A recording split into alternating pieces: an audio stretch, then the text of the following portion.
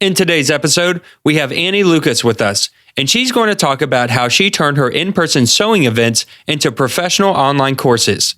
You'll also get to hear why you should teach your courses live to hone in on your skills, how teaching your online course multiple times before recording it will make the process easier, and why you should consider bootstrapping your business when starting out. And now, on with the show.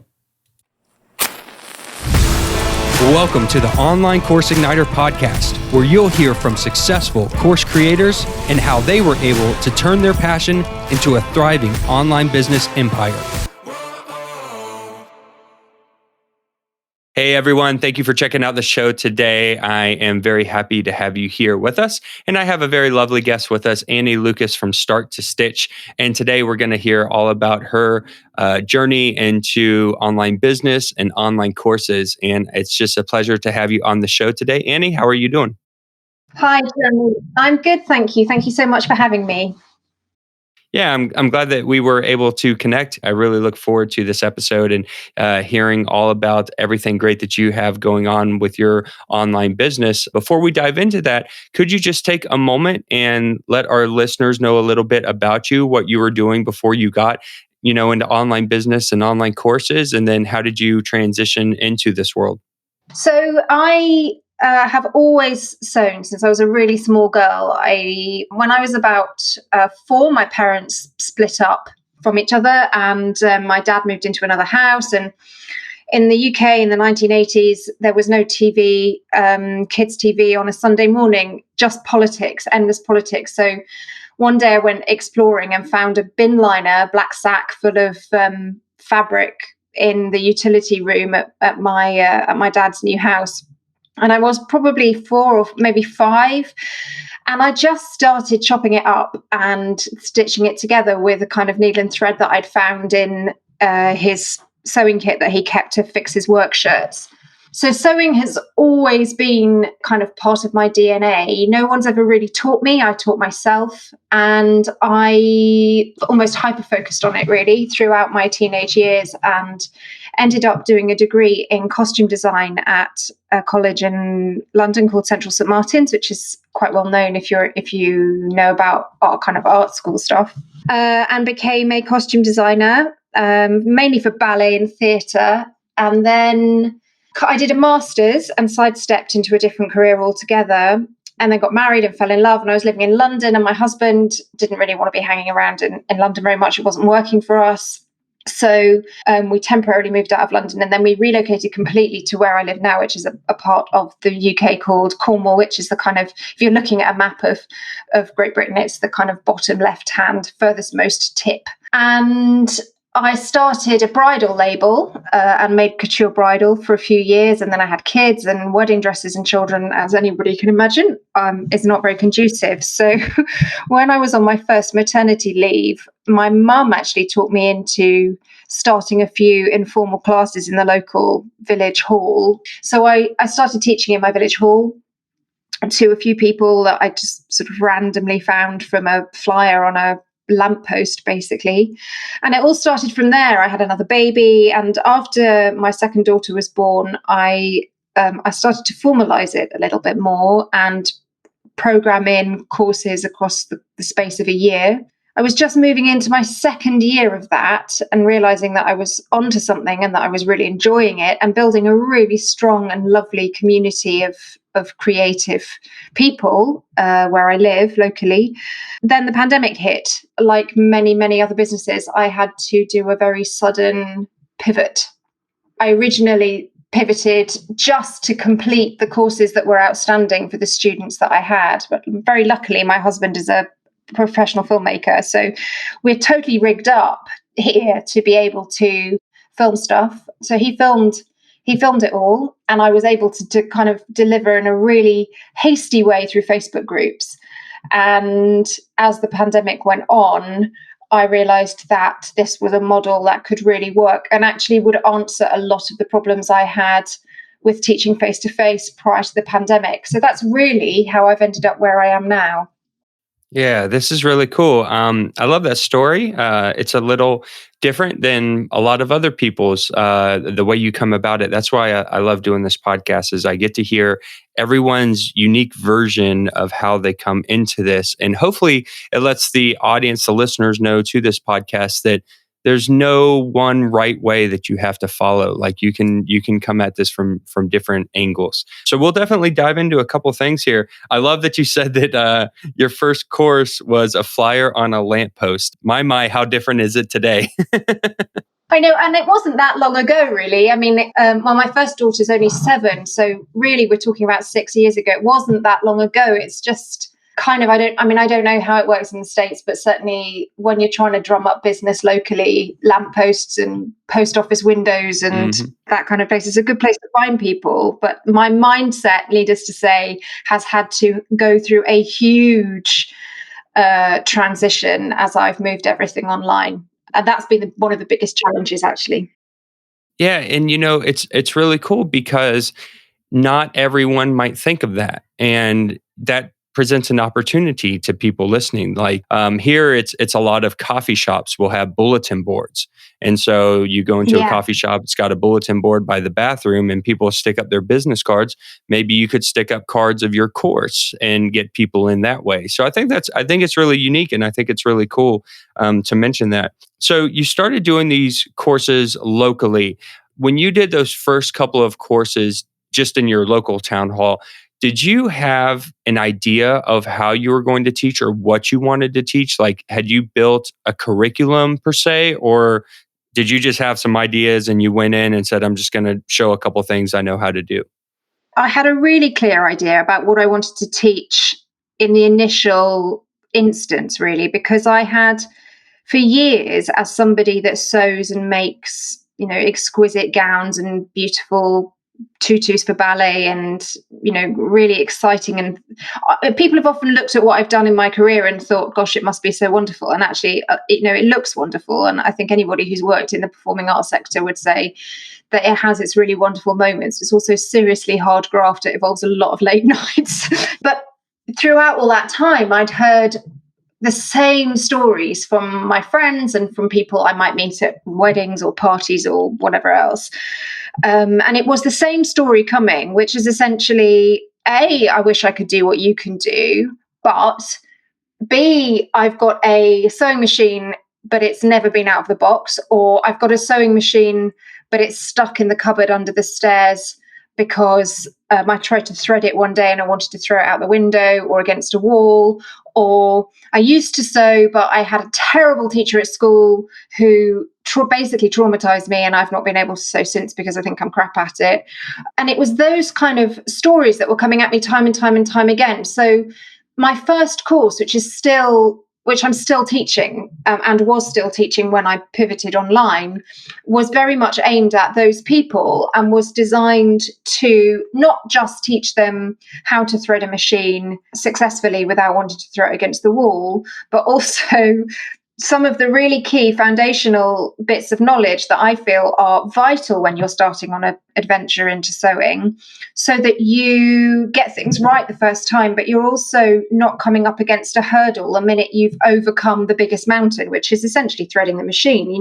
You thread the machine and you have this huge euphoric moment of I've threaded the machine, and then suddenly you realize how much you don't know. So that puts people off and it's detrimental to their development and their learning. And I have really personal reasons for wanting people to sew. I have a kind of personal history of trauma in my life as a childhood and as an adult. And sewing has really been a wonderful way of processing things and being present and keeping in the moment and expressing myself.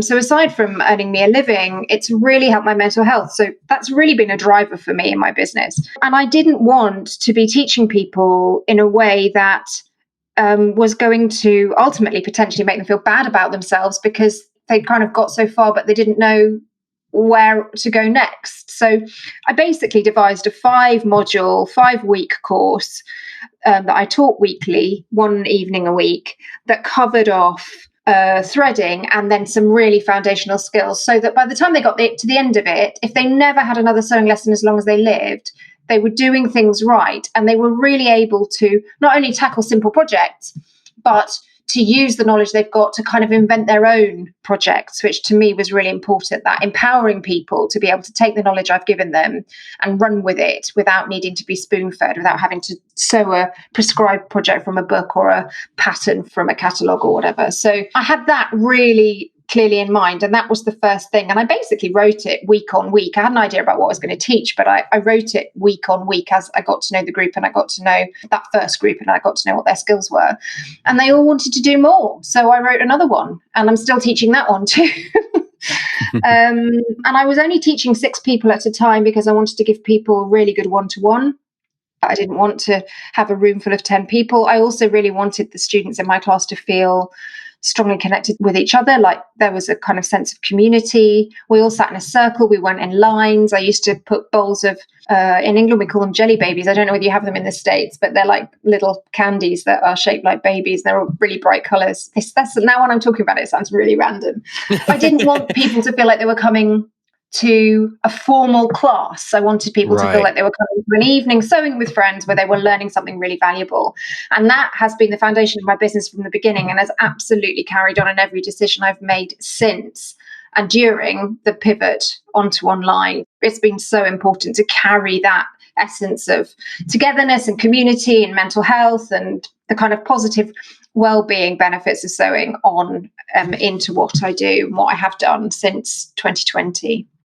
Right. Yeah. There's 2 things that I hear here that I think is important. The first is I think it's important that you were paying attention to what your students or what your audience was telling you about these stories that they kept repeating, and you kept noticing these patterns over and over again. When you start getting deep into marketing and sales, you realize that that's super important to make sure that you are paying attention. And that's something that I highly recommend to people, is to be taking notes of what stories, what objections, what problems do people keep telling you that you can solve with your course or with the way that you present the material. So I first want to say that I think that's awesome that you did that. That's super important. And then the second thing too is I just wanted to take a minute to talk about the in-person course. And I'm glad that you elaborated on it more.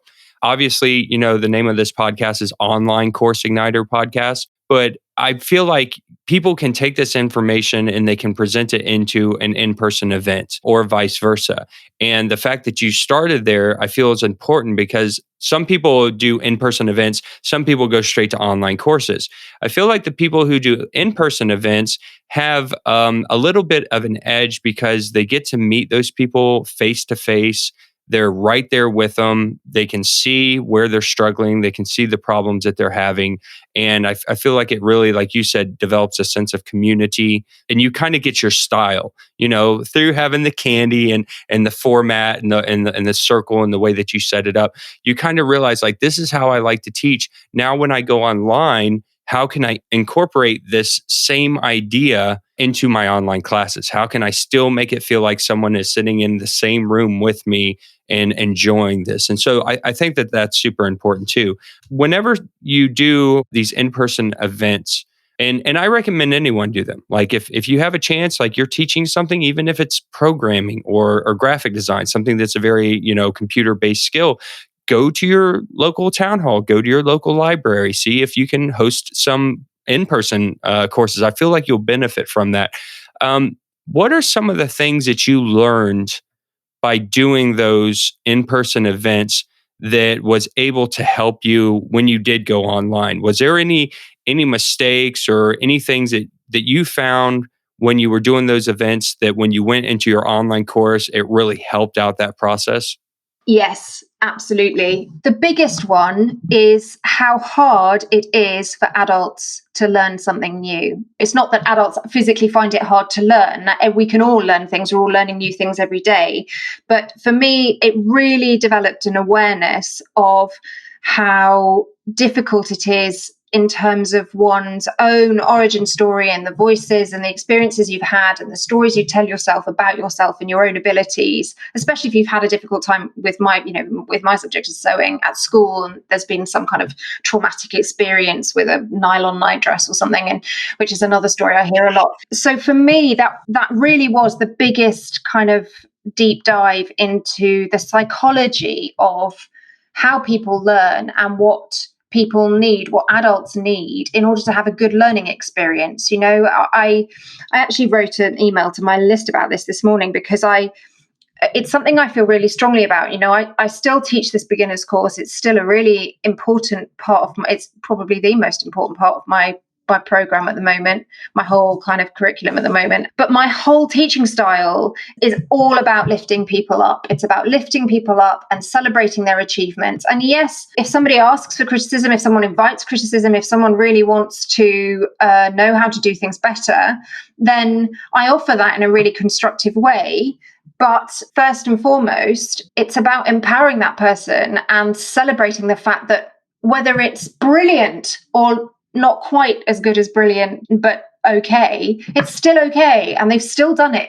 And they've still taken the step to watch the lesson and put the thing into practice and to have a go. And actually, the doing of the thing is the bit that I celebrate. My students, if they enjoy what they're doing, then they become self-critical, and I support them in that, and I help them, and I do it in such a way as I encourage them to look at what they're doing and want to improve, and offer them tips and tricks to improve. But it's never ever framed as, well, that's a great piece of work, but your corners could be pointier, because essentially at the end of the first lesson they've made a pincushion and it's just a little stuffed square, but they've made a thing, and they've gone from baseline 0 to making a practical usable object. For me, that's, as a teacher, so rewarding. My attitude to my students is always to celebrate them and to help them realize that very few people are learning with me because they want to become Parisian couturiers. If they wanted to become a Parisian couturier, they'd be going somewhere else. They're learning with me because they want to do something for themselves. They want to have fun. They want to make things with love to give their friends and family, but they're not doing it to get slated on in a massive workroom. I was watching Making the Cut, actually, which is a bit like Project Runway. I was on Prime because I've been poorly, and I was watching that yesterday, and I was thinking how really catty and unpleasant sometimes the judges were being. And it was really depressing me because I just thought, these are really talented people who are putting years of experience onto the runway in front of them. And there are ways of delivering criticism. There are ways of reinforcing, the positive aspects of what people are doing. So for me, I've whittled on, but basically for me, the biggest thing I learned from that time was the psychology of an adult learning. And so although I'm moving to Evergreen now with my programs, I'm actually still offering weekly drop-in Zoom calls so people can still see me. There's still a sense that there is always a tutor there for them to ask. There is always somebody once a week who will be there who they can ask a question from and who will celebrate them. Are you struggling to create your first online course? Do you have an idea for a course topic but don't know how to get started? It can be hard trying to figure out everything that goes into course creation. How do you outline your course? How do you set up the technology to create the content? How do you publish it so that you can begin helping others and making money immediately? We know it can be difficult for first-time course creators. That is why we have designed the Start Your First Course Challenge. Our goal is to help you get that online course published within a couple of weeks. That means that you can get your digital product to market without wasting a bunch of time. We will show you how with the easiest methods possible that we have learned and crafted over the years. You'll learn how to choose a topic, outline your course, script what you want to say, and then record the material. After that, you'll discover how to set up the platform and publish it, all with a simple system that's guaranteed to get you results fast. Beat your procrastination by taking action today. Go to startyourfirstcourse.com now to sign up. That's startyourfirstcourse.com. See you in the challenge. we as teachers and instructors and educators, our goal is to guide people into the right place of education that's really going to help them out the most. And there's something to be said with, like you said, criticizing in a way that's going to help them out. But just to criticize someone doesn't really help people who are learning, especially in those beginning stages, as you mentioned, because you're going to make mistakes and you're not going to know what you don't know. And you have to have some kind of leeway to allow for things to be wrong and be okay with that. I wanted to learn the violin. And so I picked up a violin a couple years ago, and it was really hard because it's a completely different instrument. And I had to be okay with being squeaky and not sounding good and not knowing how to play scales and stuff like this. And you have to have that positive reinforcement from someone, because if someone is just constantly criticizing you, you will start to begin to believe that you are not grasping it and will never grasp it, and therefore what's the sense of moving forward? But if someone is positive, they're encouraging, and they're, teaching you the right way, then you build that self-confidence, and through self-confidence you will want to continue to a point where you will begin to master what it is you're trying to master. So that's really cool. So you moved into recording your videos, which I assume was a completely different experience for you. So what was it like having to transition now into videos and taking it online? Yeah, that was a totally different experience, and kind of through the lens of the first week of the first UK lockdown, when we were all just, I don't know about you, but we were all just totally stunned at how fast everything had unfolded here, and what was happening around us, and how our lives had changed for an indefinite period of time overnight. So it was all a bit of a strange and surreal time. And I am prone to overthinking, and am a bit of a perfectionist in most things that I do, although having kids has made me slightly less of a perfectionist. Don't do that. That's the path to insanity when you've got children, is maintaining perfectionism. So basically, I was panicking about my students, and also how I was going to earn money. I had students who hadn't finished a course, but also I had no idea how long this was going to go on for. I had no idea where my income was going to come from. I had a year's worth of courses programmed that I couldn't deliver, and I didn't know when I'd be able to deliver them. And I sort of was in this terrible spiral of, what do I do? What do I do? What do I do? And I remember I'd been in the house, I think we were on sort of day 3 or day 4, and I think I'd been doing a Pilates class that we'd moved online, and I'd gone out into the garden. We had really fabulous, unusually fabulous weather in the spring that year and here, and the kids were in the garden, and my studio is not where I am now, which is my office, but my studio is at the bottom of the garden, and I share it with my husband, who's a photographer and filmmaker. And I went out to talk to Chris about something, and he'd set up the studio with lighting, and he said, I'll never forget it. He said, right, so we're going to film your course now. You just need to go and put some mascara on. So just go and, whatever it is you need to do, go put some mascara on, a bit of makeup. He knew that would make me feel better and about suddenly being on camera. And I said, we I haven't planned it. I don't know what I'm doing. We haven't practiced. He said, we don't need to, you just need to do it. And honestly, if it hadn't been for him, I don't think I would ever be even 1 foot closer to where I am today, because that was just a real sliding doors pivotal moment. And I remember so clearly coming back into the house and putting some makeup on my face, and then going back out into the cabin. And because it was the beginner's course that I was teaching, and I taught it sort of 7 or 8 times already, I knew it like the back of my hand. I had everything planned. I had the handouts prepped. I knew what the content was. And I'm relatively confident on camera. I do lives in my Facebook group, and with my other jobs, I've done lots of presentations. So I was pretty confident about being on camera. It was just being scared that I was moving into this world I knew nothing about, and actually at that point hadn't done very much research in. And that's essentially how it happened. And my number 2 child was about 20 months old at the time, and we filmed that course during her nap times over the course of the next 2 weeks. She slept for 2 to 3 hours a day. And my eldest, who was in reception, so first year of grade school here, and So we didn't have any home learning for her because she had only been in school a few months, and she just played around in the garden in the paddling pool, and we filmed while the little one slept. And that's what happened. It sort of happened without me even realizing it. And then suddenly we were in this whole new world, this brave new world, and I was researching everything to within an inch of its life and trying to work out where I could go next. Nice. Yeah. My kids are 11 and 8 now, and I started 8 years ago. So at the time, I had a 3-year-old and a newborn baby.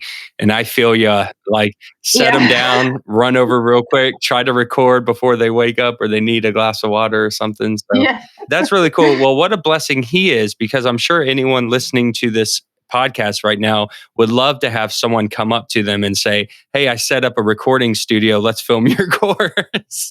I count my blessings every day for how fortunate I am for him, because he is my biggest champion, but he also is just there when I need, when I need help with tech. And, we all of us who are making these courses and forging our way in the online world, tech does not come naturally to a lot of us. And to have somebody there who can say, oh yeah, you need this kind of microphone and you need to do this, and no, that lighting isn't right, and the problem is we need to do it from this angle.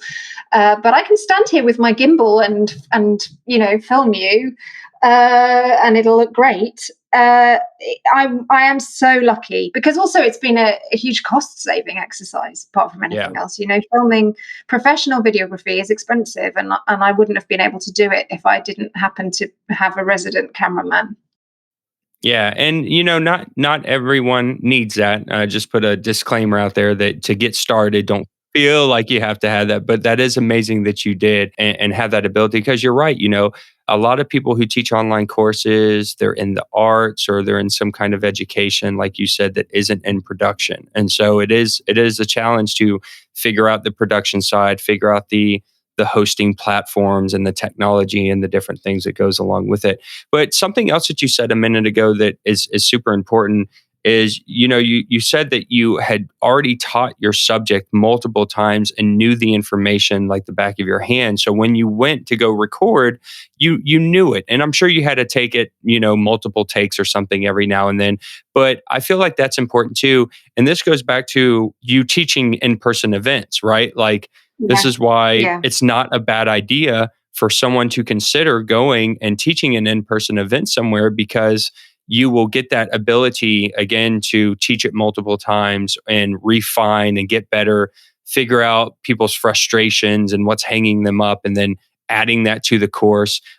We take this into the online world by selling a beta program or a pilot program, where you're basically doing the same thing online. You're getting a group of people, they're paying you money, you get them into a Zoom call, and then you teach the information. If you can do that a couple times before you go record your course, I feel like the process is going to go a little smoother. Do you agree with that? Yeah, I absolutely do. And the point you made about understanding people's frustrations is the key thing about that. It's not just about knowing your material inside out and back to front. It's about being able to preempt the struggles your students are going to have when they're doing it on their own at home, so that you can build that into the way you're teaching, or into the kind of supporting handouts, or the way you caption the video, or whatever else, so that you can really give them the most positive experience possible. And if I just decided I was going to do an online course in sewing, it would be a very different beast to the one I've got now, because I had the benefit of all of that. And actually, I've written subsequent courses and put them online. I have really found that experience of understanding where people's frustrations are is so important, even with the new stuff that I've been producing, because I have that prior experience. I have that prior experience of where people might get snagged and where people might get, stumble, and where people might not understand. And it's really fed through into all the new stuff where I haven't been able to beta test face to face, because of the ongoing situation with the pandemic, and because also now I have this much bigger community that I can beta test with, who are all online and who all know and appreciate the way I teach online. So I can find them and it works. But that face-to-face experience was so important. Now, you mentioned that when you went online, you hosted this in a Facebook group. So, was this a paid thing that you were doing? Were people paying you and then they had access to the course? And the follow up question to that was, were you putting the videos in Facebook or were you using some kind of platform to host the course? What did that look like when you got it online? Initially, nobody was paying me because they'd already paid me. So they were students who had the lockdown had interrupted their face-to-face learning. So in that very, very first stage was just me trying to deliver on a promise to teach them. When I realized that it could work, I then did a bit of social media. I'm doing a course, you're all locked up at home. Do you want to learn to sew with me? And I had a few people, quite a few people take me up. I was initially putting the video straight into Facebook, into a closed Facebook group, but Facebook in the very early stages of the pandemic changed their rules about the sizes of videos you could upload. And so we had to think very quickly on our feet. And at that point, my resident technical expert, Chris, said, no, you just need to put them on YouTube as unlisted links. So at that point, we put them on YouTube as unlisted links. And then I still gave people a drip access to the content. So I was dripping it weekly. They were having a module released weekly, but I was basically copying and pasting the captions for the videos with the link from YouTube into Facebook with it set in social learning mode. So at that point they were called modules. Facebook again has changed and they're now called guides, but at that point they were called modules. So I was sort of starting to find my way with how online course delivery works without investing in a platform. I was getting a sense around how handouts accompany videos, what order things go in, what I might need to say extra to the video in order to clarify or qualify it. And I was giving people that live weekly drip fed content, but I was also having the benefit of them being in the group, being able to share all their work and chat with each other and support each other. And I would pop up and do a live periodically. And then I think by the time I started running it properly, I think I ran it once just as a totally passive thing with just me in the group. And then the next time I ran it, when I did it, that was when I did my first kind of formal proper launch. By that time we were in October of 2020, and I suddenly immersed myself in the world of online learning and how does it work and course launching and what do you need to do. So I did as much as I could a live launch when it was just me at home with two small children, and I had 15 people sign up to that course within 48 hours of me launching it. And at that point I introduced the live weekly video chat element to it, so that they had the sense of classroom environment and they were all together. They were seeing each other once a week and they were making friendships. And that has worked. I've had courses where students have been crying in the last week because they're not going to see each other again. And that's been really validating. And the live chats, you were doing those inside of Facebook? Yes. So I had a messenger group where we were chatting, but I was also using the Facebook group where I was hosting the videos. So everything was basically run through Facebook. It was proper bootstrapping. I was going to say I've only just since September been migrating everything over to Kajabi. I like the way that you bootstrapped it because it shows people that you don't have to get real complicated in the beginning when you're just starting out, which I recommend is probably better because there's no sense in going and spending $100 to $200 a month on an online course platform if you haven't even tested your course idea, if you're not making sales, if you don't know how you're going to teach. People want to jump right into the production and getting it hosted. And it's like, why don't you go make sure that this is something people will pay for? Make sure that you're teaching it the right way. Make sure that you're building that community first. And then like you did later on, once you have a proven system, which you've done, then you can move it over to an online course platform. So I like this idea. Just put the videos up on YouTube. YouTube is free. You can unlist the videos where people can't find them unless they have the link. You can set up a free Facebook group where you can have your community. You can do live videos. You can, like you said, drip them into the modules or the sections of Facebook or the guides every week. I think that's brilliant. I think it's a really cool way. And you're moving over to Kajabi now. Kajabi is one of my top recommendations. I like that platform a lot. Are you finding it pretty intuitive? Do you enjoy Kajabi?